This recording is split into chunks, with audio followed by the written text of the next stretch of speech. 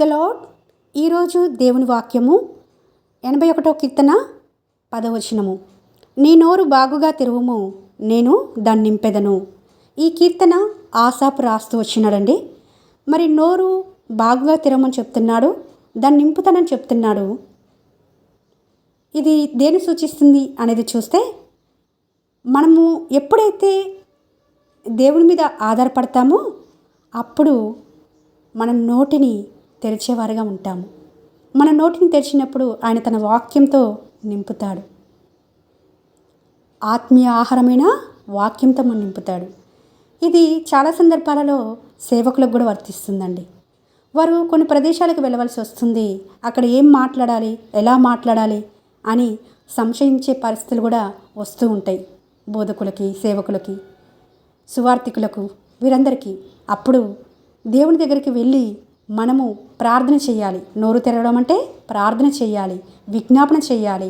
ఆ వర్తమానం కోసము ఎదురు చూస్తూ కనిపెడుతూ ఉండాలి. అప్పుడు దేవుడు మన నోటిని తన వాక్యం చేత నింపి ఆ వర్తమానం మనకు అనుగ్రహిస్తాడు. మనము దేవుని దగ్గరికి వెళ్ళి ప్రార్థన చేయడం లేదేమో బహుశా. అందుకే వాక్యం చేత నింపబడలేని వారుగా, సరైన వర్తమానాలు ప్రజలకు ఇవ్వలేని వారంగా ఉంటున్నామేమో బహుశా. కాబట్టి ప్రతి పరిస్థితుల్లో కూడా మనము దేవుని దగ్గరికి వెళ్ళి నోరు తెరిచి ప్రార్థించి దేవుని చేతనే మరి మన నోటిని నింపించుకునేవారుగా ఉండాలని ప్రభు కోరుకుంటున్నాడు. ప్రతి పరిస్థితుల్లో అండి, అది ఎలాంటి పరిస్థితి అయినా సరే, మనం ఎప్పుడైతే నోరు తెరిచి దేవుణ్ణి ప్రార్థిస్తూ ఉంటామో, దేవుని మీద ఆధారపడుతూ ఉంటామో, దేవుడు తప్పక ఆయనే మనకు తృప్తిపరుస్తూ ఉంటాడు. ఈ రోజున ఈ వాక్యం వింటున్న మనందరితో దేవుడు స్పష్టంగా మాట్లాడుతున్నాడు. నీకు వస్తున్న ప్రతి పరిస్థితిని బట్టి నా దగ్గరికి రా, నా దగ్గరకు వచ్చి ప్రార్థన చేయి, నా మీద ఆధారపడు.